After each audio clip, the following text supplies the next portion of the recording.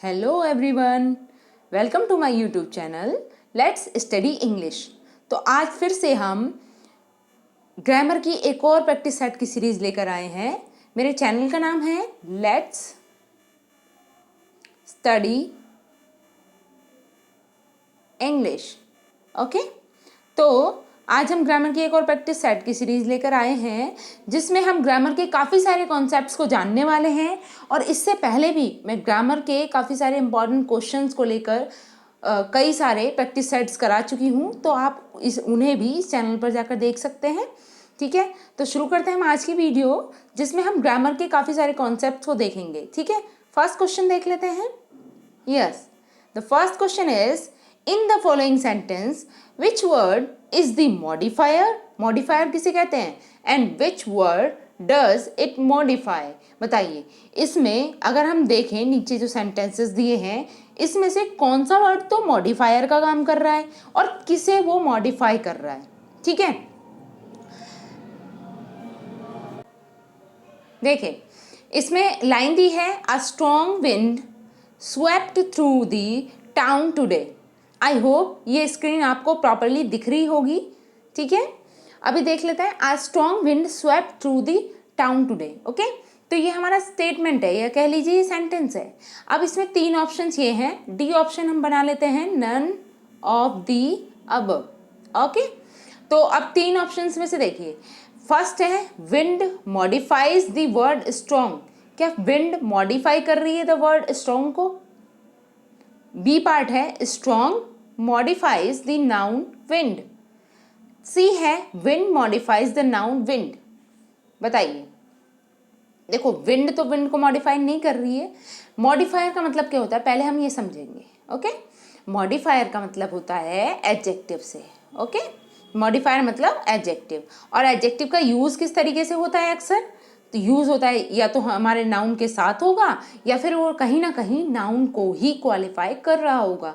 ठीक है, तो मॉडिफाई किसे करेगा? वो नाउन को। तो नाउन क्या होगा इसका? मॉडिफाई करने वाला वर्ड। ठीक है, और मॉडिफायर कोई ना कोई एडजेक्टिव होगा। अब हम देखते हैं सेंटेंस में, तो सेंटेंस क्या कह रहा था? A strong wind. देखिए यहीं पे देखिए, पूरा सेंटेंस पढ़ने की भी जरूरत नहीं है। ओके, अ स्ट्रॉन्ग विंड, तो विंड क्या है यहाँ पर? नाउन है। और नाउन को कौन मॉडिफाई कर रहा है? नाउन को मॉडिफाई कर रहा है स्ट्रॉन्ग। ठीक है, अब स्ट्रॉन्ग क्या हो गया हमारा?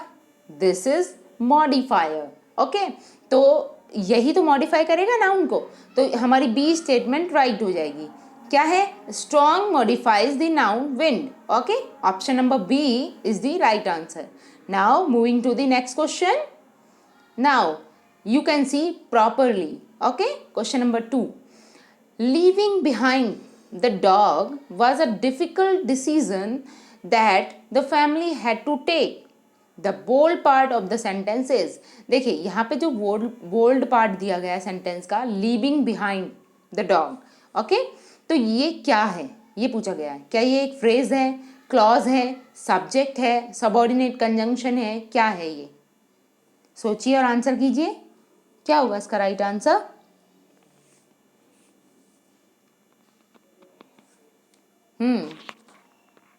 देखिए सबसे ज़्यादा जो हमें कन्फ्यूजन होता है वो क्लॉज और फ्रेजेस में होता है। ठीक है, तो हम इस कन्फ्यूजन को क्लियर करने के लिए इस तरीके से अंदाज़ा लगा सकते हैं कि क्लॉज, कोई भी क्लॉज है, चाहे वो प्रिंसिपल क्लॉज हो या सबऑर्डिनेट क्लॉज हो, अपने साथ एक सब्जेक्ट प्लस एक वर्ब ये लेकर चलती है। ठीक है, कोई भी क्लॉज हो तो क्लॉज में क्या पाया जाता है? एक वर्ब डेफिनेटली पाई जाएगी। ओके, और उसके साथ कोई ना कोई सब्जेक्ट जरूर होगा। लेकिन फ्रेज में ये जरूरी नहीं है। ठीक है, फ्रेज में जरूरी नहीं है कि सब्जेक्ट और वर्ब जरूर हो। ठीक है, इस सेंटेंस के एक छोटे से पार्ट जो एक कॉम्प्लीमेंट का काम भी कर सकता है, ठीक है, उसे हम क्या बोल देंगे? उसे फ्रेज बोल देंगे। तो यहाँ पर अगर हम देखें लिविंग बिहाइंड, तो इसमें कोई सब्जेक्ट प्रॉपरली नहीं नजर आ रहा। ओके, लिविंग बिहाइंड, हमें सिर्फ बोल्ड पार्ट को देखना है। तो ये क्या हो जाएगी हमारी? ये हुई फ्रेज, क्योंकि इसमें वर्ब तो है लिविंग, लेकिन ये वर्ब भी किस तरीके की है? यस, ये प्रेजेंट पार्टिसिपल की तरह यूज हो रही है। ठीक है, नॉन फाइनाइट वर्ब है ये, प्रेजेंट पार्टिसिपल की तरह यूज होने वाली वर्ब। ओके, और ये, और इसमें कोई सब्जेक्ट भी नहीं है, तो इसलिए हम इसे क्या बोल देंगे, ये है फ्रेज। ठीक है, option number A is the right answer, it is a phrase. Now moving to the next question. Yes, I think question number third is missing. Okay, हम फोर्थ से स्टार्ट करते हैं। Question number 4, I met a poor woman. देखिए यहाँ पे क्या कहा गया है, यहाँ पे एक छोटा सा पैराग्राफ टाइप दे दिया गया है जिसको हमें एक सीरीज में लगाना है। ये जम्बल्ड अप हो चुके हैं सेंटेंसेस और इन्हें करेक्ट सीरीज में लगाकर एक हमें पैराग्राफ फॉर्म करना है। ओके, तो यहाँ पे देखो पहला सेंटेंस इन्होंने पहले से दिया है, I met a poor woman. अब इसके बाद का आगे कौन सा पार्ट ऐड होगा इसमें, पी है, and they has 8 children must now starve. Next है, सॉरी हैज़ नहीं होना चाहिए, यहाँ पे हैव होगा। ठीक है, यहाँ पे याद रखिएगा ये हैज़ नहीं है, यहाँ हम क्या मानेंगे, हैव मानेंगे। ओके, आई थिंक आपको समझ नहीं आएगा, यहाँ लिख देती हूँ, हैज़ की जगह आपको मानना है हैव। ओके, यहाँ पे आगे है, her husband had been arrested for a डेब्ट and who told me that and he was not able to pay. बताइए कौन सा वाला सेंटेंस इसके बाद जुड़ना चाहिए, I met a poor woman. सोचिए और आंसर कीजिए। यस, अगर हम देखें तो एंड से तो नहीं होगा, एंड दे हैज़ नहीं, क्योंकि दे कौन है इसके बारे में तो हमें पता ही नहीं चला, क्योंकि यहाँ तो हमने एक सिर्फ पुअर वुमन के बारे में जानकारी ली है। उसके बाद अगर हम देखें, I met a poor woman, her husband had been arrested, तो यहाँ भी अभी कुछ सूटेबल नहीं लग रहा है। लेकिन अगर हम इसे देखें आर ऑप्शन को, हु टोल्ड मी, ठीक है, यही सही है। क्यों, क्योंकि ये हु क्या है, यहाँ पर एक रिलेटिव प्रोनाउन का काम कर रहा है। ठीक है, I met a poor woman who told me that. Okay, ये सही है। अब दैट के बाद क्या ऐड होना चाहिए, यहाँ पे ऐड होगा दैट के बाद पहले फर्स्ट सीक्वेंस पहले नंबर पे ये आएगा, यानी कि हम लिख लेते हैं पहले क्या आएगा, आर आएगा। ओके, उसके बाद क्या आना चाहिए, आई थिंक क्यू आना चाहिए। कैसे कि इसी तरीके से,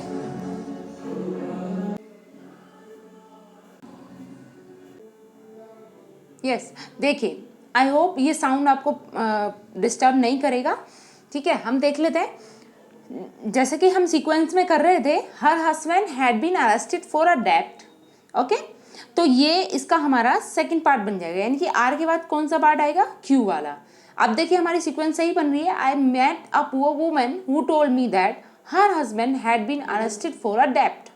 उसके बाद क्या ऐड होना चाहिए, नेक्स्ट आएगा S, he was not able to pay, and last में लेंगे हम पी को, and they have 8 children must now starve. Okay, तो हमारा कौन सा ऑप्शन राइट है, option number C is the right answer, R Q S P. Okay, now moving to the next question. यहाँ भी देखिए सेंटेंस सीक्वेंसिंग में लगाने हैं और एक पैरा फॉर्म करना है। फर्स्ट पार्ट है 4 डिग्री बिलो नॉर्मल। नेक्स्ट है icy winds lashed Srinagar with minimum temperature registering which was already in grip of Groline cold wave conditions। तो सबसे पहले हम क्या करेंगे, सबसे पहले हमें उस वाले पार्ट को देखना है जिसमें हमारा सब्जेक्ट छिपा हुआ है। ओके, तो देखते हैं कौन सा पार्ट होगा इसका, पार्ट 1। सोचिए, आंसर कीजिए।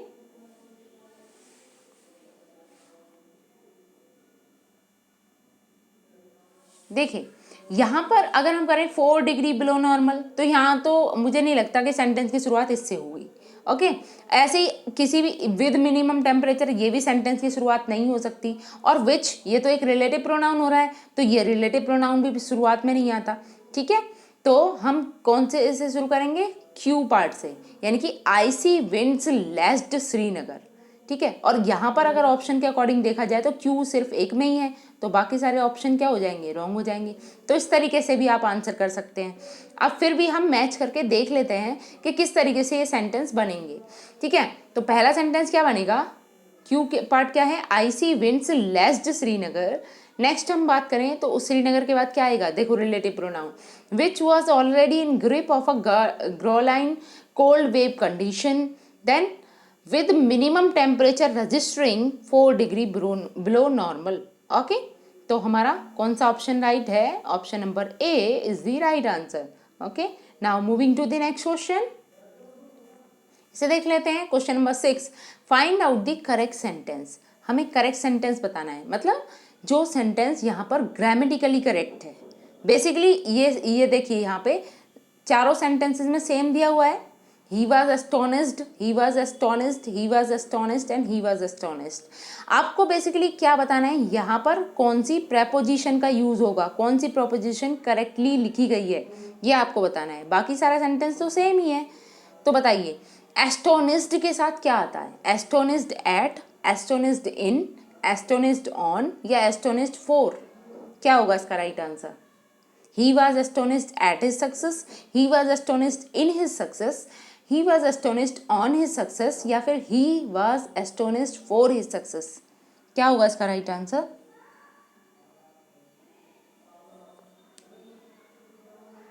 यस, देखिए एस्टोनिस्ट के साथ हमेशा आपको एट लगा हुआ मिलेगा, ठीक है।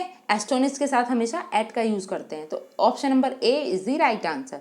ही was astonished at his success. Okay, now moving to the next question. Yes, question number 7, correct form of the sentence. यहाँ पर हमें इस सेंटेंस को करेक्ट फॉर्म करना है। क्या है sentence? I bear no malice dash anybody. Okay, तो यहाँ भी हमें क्या ही लगाना है, मतलब ये भी हमारा सेंटेंस जो है वो प्रीपोजिशन से रिलेट करता हुआ है। ओके, तो आपको उसी के आधार पे लगाना है। बताइए, मैलिस के साथ हम कौन सी प्रीपोजिशन का यूज़ करते हैं? क्या आएगा सेंटेंस? ए पार्ट है, I bear no malice on anybody, I bear no malice against anybody, I bear no malice in anybody या I bear no malice over anybody. क्या होना चाहिए राइट आंसर? सोचिए और आंसर कीजिए। यस, इसका correct answer है ऑप्शन नंबर बी, ठीक है। मैलिस के साथ हमेशा क्या यूज करेंगे हम? Against. I bear no malice against anybody. Okay, option number B is the right answer. Now moving to the next question. Yes, question number 8, find out the correct sentence. यहाँ भी हमें correct sentence ही बताना है, और basically हमें क्या ही देखना है, यहाँ पर हमें देखनी है प्रीपोजिशन का यूज। ओके, तो प्रीपोजिशन देख रहे हैं हम। फर्स्ट सेंटेंस है, my son is desirous in joining the army. My son is desires, sorry यहाँ पे डिजायर है। Okay, sorry for pronouncing wrong. Okay, my son is desires in joining army, my son is desires on joining army या my son is desires of joining army, my son is desires for joining army। Basically कौन सा preposition यहाँ पे use होगा? Desires के साथ कौन सा प्रपोजिशन आता है? सोचिए और आंसर कीजिए। क्या होगा इसका राइट आंसर?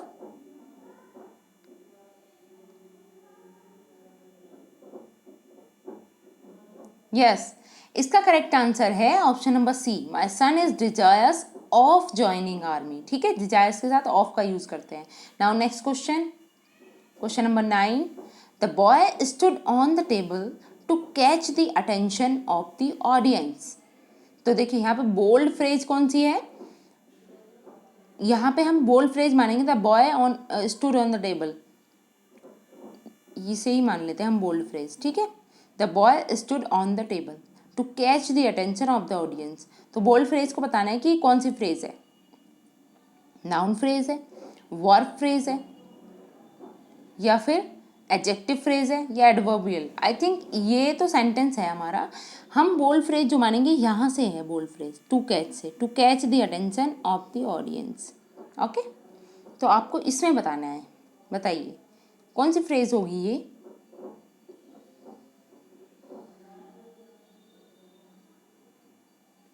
सोचिए और आंसर कीजिए। देखिए इसमें है adverbial phrase, option number D is the right answer. Okay, now moving to the next question, question number 10, it is reminded him of the house that he used to live in. तो bold part of the sentence is it is reminded him, ये है हमारा bold part, it reminded him. तो बताइए ये क्या है, एक फ्रेज है, अ रिलेटिव क्लोज है, अ प्रेडिकेट है, या एडवर्बियल क्लोज है? It reminded him of the house that he used to live in. तो इट रिमाइंडेड हिम, बताइए ये क्या है?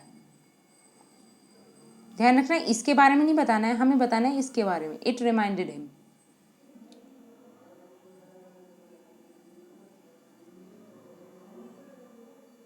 यस, ये क्या है? ये एक रिलेटिव क्लोज है। Option number B is the right answer. Now next question 11, somebody will pay for this is an example of which of the following? बताइए somebody will pay for this, ये किस चीज का एग्जाम्पल हो सकता है? Option है compared inverted subject, invested subject, singular indefinite pronoun, या plural indefinite pronoun. somebody will pay for this, देखिए इस तरीके के क्वेश्चंस भी बन जाते हैं एग्जाम में, तो आप इन्हें सीरियसली ही पढ़ें, ठीक है? somebody will pay for this, क्या है ये? कंपेयर्ड इन्वर्टेड सब्जेक्ट है, या फिर इन्वेस्टेड सब्जेक्ट है, या फिर सिंगुलर इंडेफिनिट प्रोनाउन है, या प्लूरल इंडेफिनिट प्रोनाउन है? देखिए अगर बेसिकली इसमें बात करी जाए तो हम somebody के बारे में बात कर रहे हैं, ठीक है? और somebody क्या होता है? somebody ऑब्वियस ही बात है, एक क्या होता है? प्रोनाउन होता है, ठीक है? और प्रोनाउन भी कौन सा होता है? ये इंडेफिनिट प्रोनाउन होता है, ठीक है? Indefinite pronoun. लेकिन ऐसे हमारे पास दो ऑप्शन है इंडेफिनिट प्रोनाउन के, लेकिन अब आपको बताना है कि ये सिंगुलर होता है या प्लूरल होता है। somebody को क्या मानेंगे हम? सिंगुलर। तो option number C is the right answer, singular indefinite pronoun. Okay, now moving to the next question, which of the following shows an example an idiomatic expression? इनमें से कौन सा इस तरीके से रिप्रेजेंट हो रहा है कि वो एक ईडियम का एक्सप्रेशन एग्जाम्पल शो कर रहा है, मतलब एक ईडियम का एग्जाम्पल है?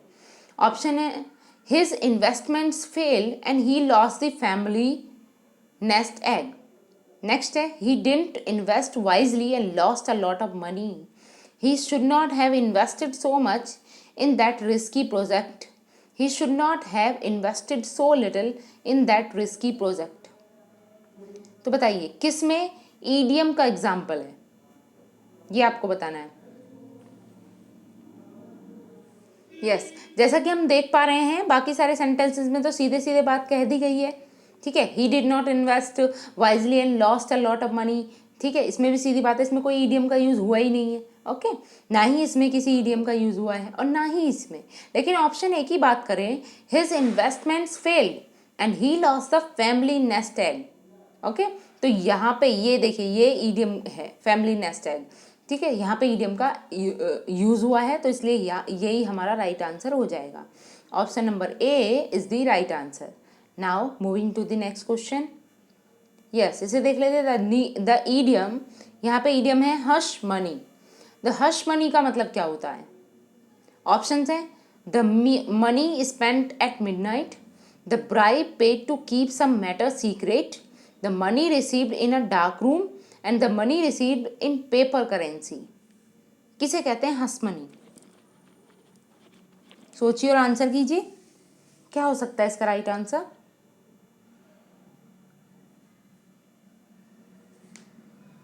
यस, इसका करेक्ट आंसर है option number B, the bribe paid to keep some matter secret. Okay, option number B is the right answer.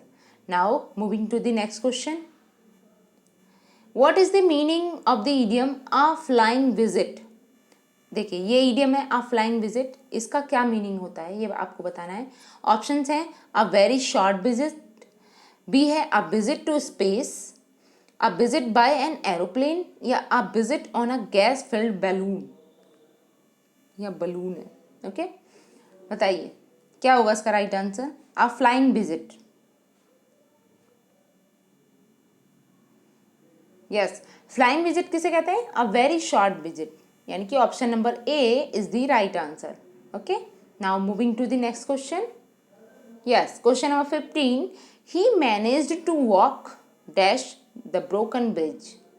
तो क्या आएगा इसमें, किस तरीके का हम प्रपोजिशन यूज करेंगे? ऑप्शन है बिटवीन, अक्रॉस, एट, आफ्टर।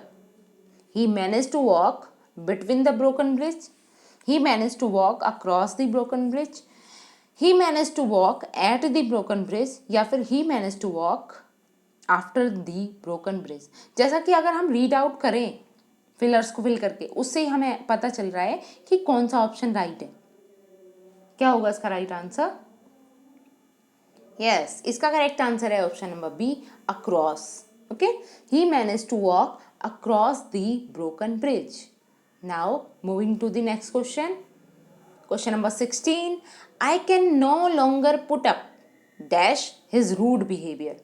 तो क्या आना चाहिए? पुट अप के साथ हम क्या लगाएंगे? Put up in, put up over, put up at, या पुट अप विद, जैसा कि अक्सर आपने सुना होगा। क्या आना चाहिए यहाँ पे? क्या होगा इसका राइट आंसर?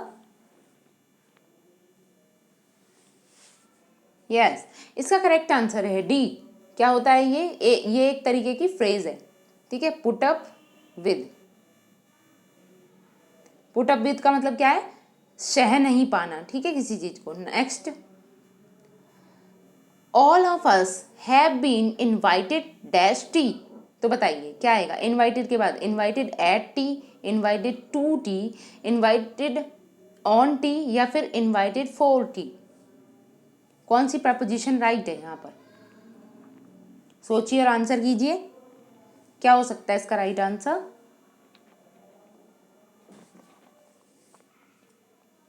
यस, और जैसा कि मैं अक्सर कहती आई हूँ कि आपको क्या करना होता है, पेपर और पेन साथ लेकर बैठना है और वीडियो को पॉज करना है, फिर अपना आंसर लिख कर रखना है और फिर उसे मैच करना है कि आपके कितने आंसर्स राइट हो रहे हैं। ओके, तो इसका राइट आंसर क्या है? All of us have been invited to tea. Option number B is the right answer. Okay, now next question, question number 18, find out the mistake in the sentence given below. Okay, अब error finding से question है हमारा। हमें देखना है कि कौन से पार्ट में एरर है। एक सेंटेंस को 4 पार्ट्स में डिवाइड कर दिया गया है और हमें पहचानना है कि कौन से पार्ट में इसके एरर है, ठीक है। फर्स्ट पार्ट है, without a moment's hesitation the principal agreed to write a foreword to my book, no error. बताइए कौन से पार्ट में एरर है इसके? सोचिए और आंसर कीजिए। Without a moment's hesitation the principal agreed to write a foreword, ये फॉरवर्ड टू माई बुक। और अगर कोई एरर नहीं है तो कौन सा ऑप्शन राइट हो जाएगा? नो एरर वाला। सोचिए और आंसर कीजिए। यस, इसका करेक्ट आंसर है ऑप्शन नंबर डी। जैसा कि हम देख पा रहे हैं इसमें कोई भी एरर नहीं है, ना ही पार्ट ए में कोई एरर है। विदाउट अ मोमेंट्स हेजिटेशन सही है, the principal agree to write ये भी सही है, नेक्स्ट है a foreword to my book ये भी सही है, तो नो एरर। इसका राइट आंसर क्या हो जाएगा? Option number D, no error. Now next question, question number 19 है, I could not convince them because they persisted to suggest that I was lying, no error. बताइए इसके कौन से पार्ट में एरर है?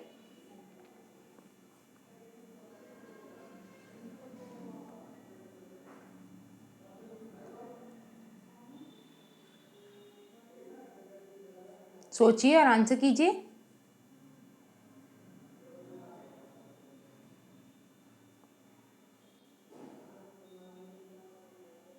देखिए पार्ट ए देखा जाए, अगर आई could not convince them right है, इसमें कोई एरर नहीं है। अगर हम पार्ट सी की बात करें, दैट आई वॉज लाइंग ये भी सही है, इसमें कोई एरर नहीं है। अब हम अगर एरर पहचाने तो पार्ट बी में है, because I could not convince them because they persisted to suggest, ठीक है। परसिस्टेड और सजेस्ट दोनों एक साथ नहीं आएंगे, इसलिए यहाँ पे रॉन्ग है, तो पार्ट बी में एरर है हमारे।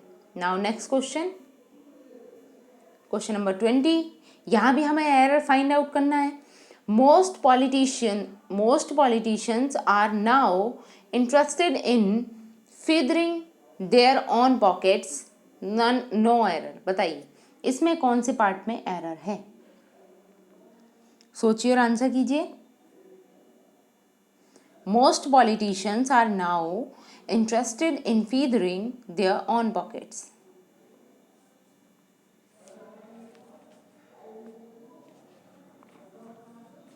देखिए यहाँ भी मोस्ट पॉलिटिशियंस आर नाउ, ये करेक्ट है। नेक्स्ट है interested in feathering, interested in feather आएगा ना कि फीदरिंग, ठीक है। तो ऑप्शन नंबर बी में एरर है, हमारे पार्ट बी में एरर है, करेक्ट आंसर यही होगा। Now next question, I do not dash what he wants, क्या आना चाहिए? आई डू नॉट के बाद क्या आएगा? अगर आपको सिंपल प्रेजेंट की फॉर्मेशन आती है तो आप इजीली बता दोगे। तो आई डू नॉट के बाद क्या आना चाहिए? नोज, न्यू, नो या नोइंग? वेरी इजी क्वेश्चन, क्या आना चाहिए इसका आंसर? यस, जैसा कि सभी को पता है डू नॉट के बाद क्या लगता है? वर्ब की फर्स्ट फॉर्म लगती है नो, ठीक है। I do not know what he wants. Now moving to the next question, question number 22, she dash the job last year, क्या आएगा? Has left, leaved, was leave या लेफ्ट? क्या होगा इसका right answer? She dash the job last year. Yes, देखिए इसका correct answer क्या बनेगा? जब हम लास्ट ईयर की बात करें तो इसका मतलब ये आसपास तो काम हुआ नहीं है, ये कौन से टेंस की फॉर्मेशन बनेगी यहाँ पर? यहाँ पर बनने वाली है सिंपल पास्ट, ये जिसे हम क्या कह देते हैं? Past indefinite tense. तो पास्ट, सिंपल पास्ट की फॉर्मेशन बनेगी। और सिंपल पास्ट में क्या होता है? जब भी सेंटेंस असर्टिव फॉर्म में हो तो उसमें क्या करते हैं हम, सॉरी अफर्मेटिव फॉर्म में हो तो उसमें क्या करते हैं हम? वर्ब की सेकेंड फॉर्म का यूज़ करते हैं, ठीक है। तो सेकंड फॉर्म यहाँ पे हैज़ लेफ्ट है, रॉन्ग हो जाएगा। लीव्ड नहीं होती है, वाज लीव, ये भी गलत है। कौन सा ऑप्शन राइट होगा? लेफ्ट, ठीक है, ये वर्ब की सेकंड फॉर्म होगी। अब इस तरीके से हम बनाएंगे सेंटेंस से, she left the job last year. Okay, option number D is the right answer. Now moving to the next question, many a flower dash born to bloom unseen, तो क्या आना चाहिए? मैनी अ फ्लावर के साथ कौन सी verb का use करेंगे? Are, is, being या हैविंग? सोचिए और आंसर कीजिए।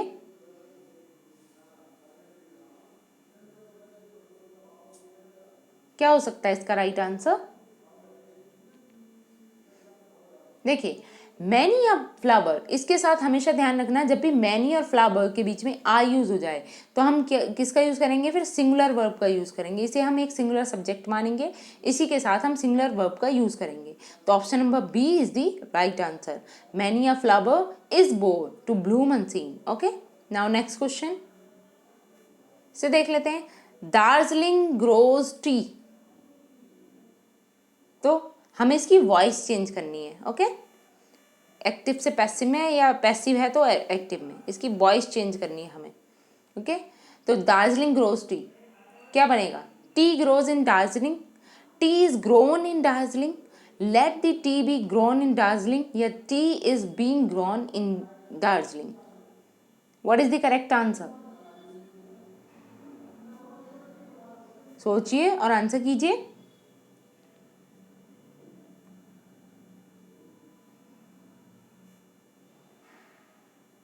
देखिए यहाँ पे एक टाइपिंग एरर हो गया है, उसे ध्यान में रखना। टी इज ग्रोन यहाँ पे इन है, ठीक है, कभी आप इसे रॉन्ग कर दो तो यहाँ पे इन है दार्जिलिंग से पहले, ठीक है। Tea is grown in Darjeeling, कौन सा ऑप्शन राइट है? Yes, option number B is the right answer, tea is grown in Darjeeling. Okay, now moving to the next question, the people will elect him president, यहाँ भी हमको क्या करना है? Voice change. Okay, active है sentence, इसे passive voice में change करना है।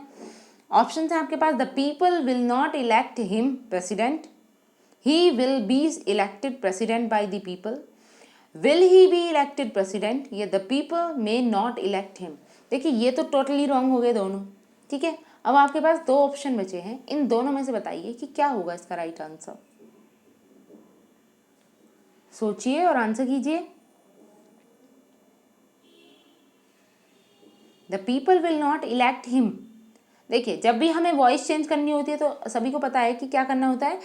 वर्ब की थर्ड फॉर्म का यूज करना होता है, ठीक है।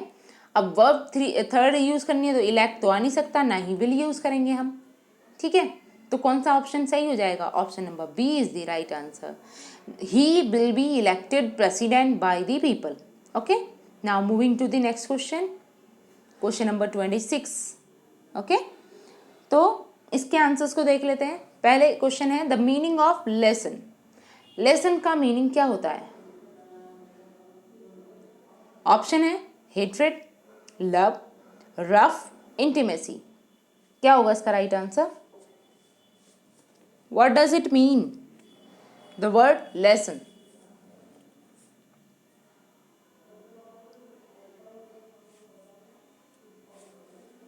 देखिए, ये एक जैसे बोले जाने वाले वर्ड दो तीन है। एक तो होता है LESSON, लेसन। लेसन मतलब कोई चैप्टर या पार्ट पढ़ाना किसी को, ठीक है। और एक होता है LESSEN, इसका मतलब होता है कम करना, ठीक। अब ये तीसरा है लेसन, इसका मतलब क्या होता है? इसका मीनिंग क्या होता है? इसका मीनिंग है इंटीमेसी से, ठीक है। Option number D is the right answer. Now moving to the next question, the meaning of indignant, sorry indigent. Indigent का मीनिंग क्या होता है? ऑप्शन है रिच, ब्रेव, इंटेलेक्चुअल या पुअर। इंडिजेंट, सोचिए और आंसर कीजिए।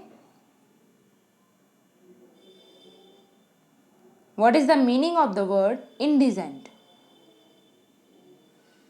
यस, इंडिजेंट मीन्स होता है poor. Option number D is the right answer. Okay, now moving to the next question. अब देखिए यहाँ एंटोनियम बताना है, ध्यान से देखिए। Antonym of belligerent. बेलिजरेंट मतलब क्या होता है? बहुत ही ज़्यादा झगड़ालू प्रकृति का व्यक्ति, ठीक है, या लड़ाकू बोल सकते हैं, ठीक। अब इसका अपोजिट क्या होगा बताइए? लड़ाकू, ठीक है।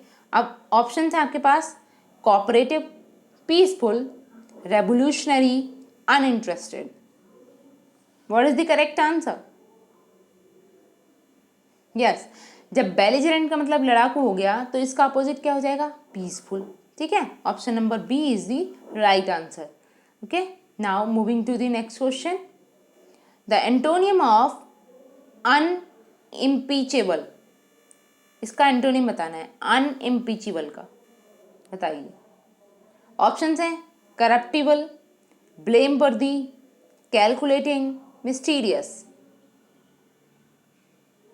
सोचिए और आंसर कीजिए।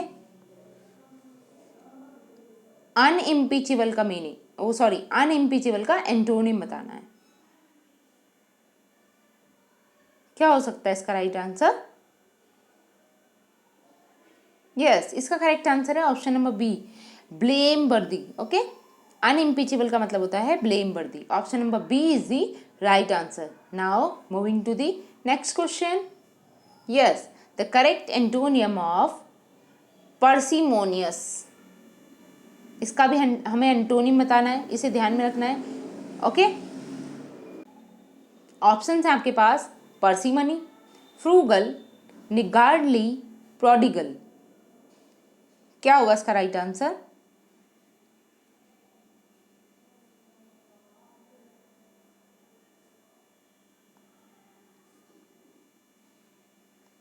सोचिए और आंसर कीजिए। पार्सिमोनियस, यस, इसका एंटोनियम होगा frugal. Okay, option number B is the right answer. Okay, तो आज के लिए हमारे इतने ही क्वेश्चन थे। आई होप मेरी ये वीडियो आपको अच्छी लगी होगी, और अगर आपको मेरी ये वीडियो अच्छी लगी है तो please do like, share and subscribe.